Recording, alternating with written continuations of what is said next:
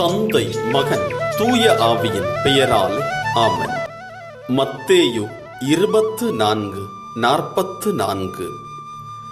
நீங்களும் ஆயத்தமாய் இருங்கள், ஏனெனில் நீங்கள் நினையாத நேரத்தில் மானிட மகன் வருவார்.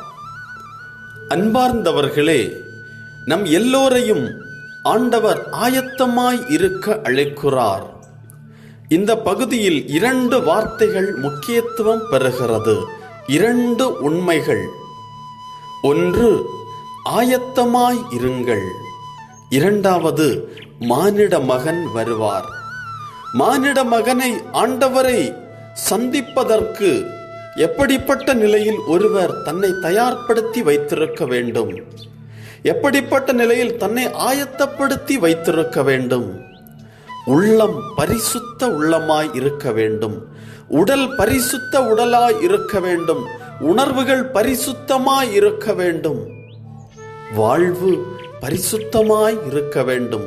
இப்படி இருக்கின்ற பொழுது 2ஆம் வருகையில் ஆண்டவர் வல்லமையோடு, மாட்சியோடு, பரிசுத்தத்தின் முழுமையிலே இறங்கி வருகின்ற பொழுது நம் எல்லோரும் ஆண்டவரை உண்மையான தகுந்த முறையிலே எதிர்கொள்ள முடியும்.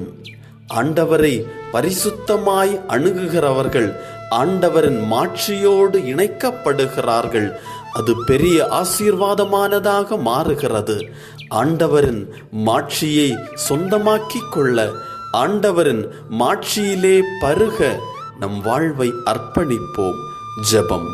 ஆண்டவரே, என்னை உமக்கு அர்ப்பணிக்கிறேன். என்னுடைய வாழ்வை ஆயத்தப்படுத்த, தகுதிப்படுத்த என்னையே விட்டு கொடுக்கிறேன். ஆண்டவரே, உம்முடைய 2ஆம் வருகையை எதிர்நோக்கி இருக்கிறேன். உம்முடைய 2ஆம் வருகையில் எனக்கு ஆசீர்வாதமான பங்கு இருக்கிறது. உம்மை நான் பற்றிக்கொள்ள அப்பொழுது நான் ஆயத்தமாய் இருப்பேன் என்கின்ற உணர்வு நிலையில் வாழ்ந்து கொண்டிருக்கிறேன்.